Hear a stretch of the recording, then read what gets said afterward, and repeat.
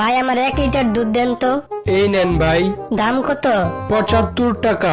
আমি তো কালকে 70 টাকা দিয়ে নিয়ে গেছিলাম, তাহলে আজকে 75 টাকা কেমনে হয়ে গেল? ভাই দুধের দাম বাড়ছে। যেমনে দুধের দাম বাড়তাছে, এখন মনে হয় একটা বিয়ে করতেই হইব।